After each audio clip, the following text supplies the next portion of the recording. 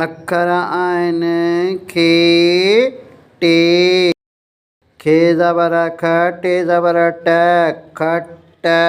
बिस्मिल्लाहिर्रहमानिर्रहीम।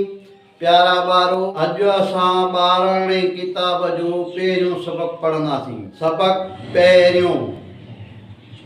पहिरियों खे हिजे कबो। सिन ज़बर स बे ज़बर ब कापे शोको सबक़।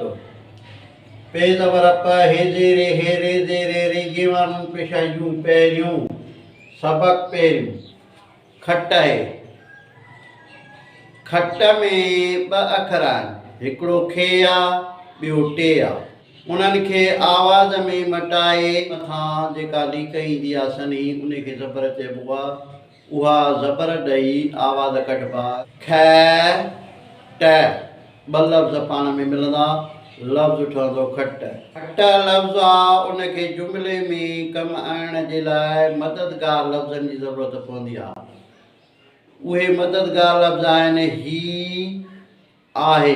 जुमिलो ठहंदो ही खट आहे। खट ग्रामर में इस्म आहे। खट अदद वाहिद आहे, उनजो जमो थींदो खटूं। खट असांजे वेहण ऐं सुम्हण जे कमु ईंदी आहे। खट खे 4 पावा हूंदा आहिनि, 2 सेरूं हूंदा अथसि ऐं 2 बाहियूं हूंदियूं अथसि। हिकु तांग हूंदी अथसि, उनखे वाण सां वाणबो आहे, ऐं हिकु वाॾण हूंदी अथसि। खट खे वाॾो ठाहींदो आहे, वाॾे खे ड्रखण बि चइबो आहे।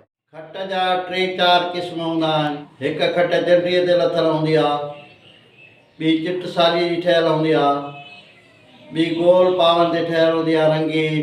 खे ऐं टे अखर जे आवाज़नि मां लफ़्ज़ ॿुधाईंदासीं तव्हांखे।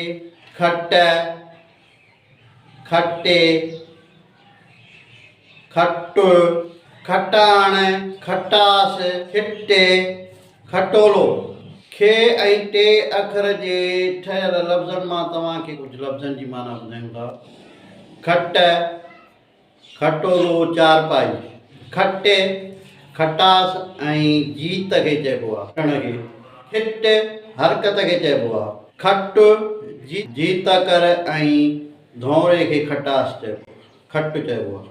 हिन वीडियो खे लाइक कंदा, शेयर कंदा, फॉलो कंदा। यूट्यूब ते सिंधी एजुकेशन 92 खे फॉलो कंदा। खट हीअ खट आहे।